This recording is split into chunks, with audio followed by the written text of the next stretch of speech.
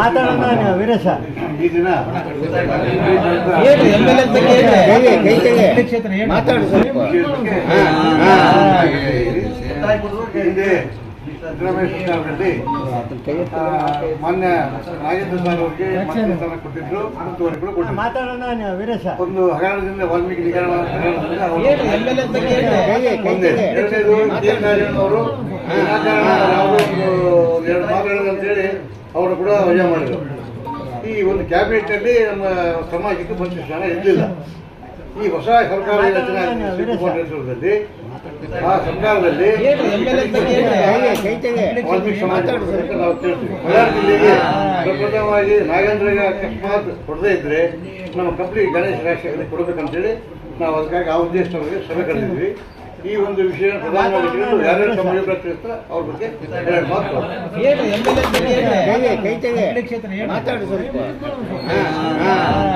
ಈಗಾಗಲೇ ಸುಮಾರು 3 ವರ್ಷಗಳ ಕಾಲ ಸನ್ಮಾನ್ಯ ಸಿದ್ದರಾಮಯ್ಯನವರ ಮುಖ್ಯಮಂತ್ರಿಗಳಾಗಿ ಮಾತಾಡೋಣ ವೀರೇಶ ಅಚ್ಚುಕಟ್ಟಾಗಿ ಮಾತಾಡು ಸ್ವಲ್ಪ. ಎರಡನೇದಾಗಿ ಪ್ರಭಾವಿ ಮುಖ್ಯಮಂತ್ರಿಗಳಾಗಿ ನಾಳೆ 3ನೇ ತಾರೀಕು ಪ್ರಮಾಣ ವಚನ ಸ್ವೀಕಾರ ಮಾಡ್ತಕ್ಕಂಥ ಡಿ.ಕೆ. ಶಿವಕುಮಾರ್ ಮಾತಾಡೋಣ ವೀರೇಶ ಅಭಿನಂದನೆ ತಿಳಿಸಿದ್ದು ನಮ್ಮ ಉದ್ದೇಶ ಇಷ್ಟೇ. ಮಾತಾಡು ಸ್ವಲ್ಪ. ಹಿಂದಿನ ಸಚಿವ ಸಂಪುಟದಲ್ಲಿ ನಮ್ಮ ಮಾಜಿ ಸಚಿವರಾಗಿ ಆಗಿರ್ತಕ್ಕಂಥ ನಾಗೇಂದ್ರ ಸರ್ ಅವರಿಗೆ ಮುಖ್ಯಮಂತ್ರಿ ಸ್ಥಾನ ಕೊಟ್ಟಿದ್ರು. ಅದನ್ನ ಯಾವುದೇ ವಿನಾಕಾರಣ ವಜಾ ಮಾಡಬೇಕಾಗಿತ್ತು.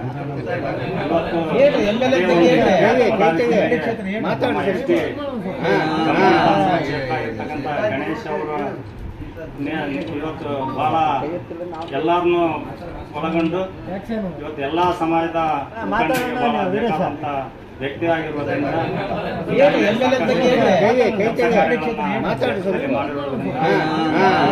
ನಮಗೆ ಈ ಬಳ್ಳಾರಿ ಜಿಲ್ಲೆಯಲ್ಲಿ ಅವ್ರೇನು ಮಂತ್ರಿ ಸ್ಥಾನ ಕಳ್ಕೊಂಡಿದ್ರು ಅವ್ರಿಗೆ ಆಗ್ಲಿ ಇಲ್ಲ ನಮ್ಮ ಗಣೇಶ್ ಅಣ್ಣನವ್ರಿಗೆ ಇಬ್ಬರೊಬ್ಬರಿಗೆ ಯಾರ್ಯಾರು ಕೊಡಬೇಕು ವಾಲ್ಮೀಕಿ ಸಮಾಜದ ವತಿಯಿಂದ ಮಾತಾಡು ಸ್ವಲ್ಪ.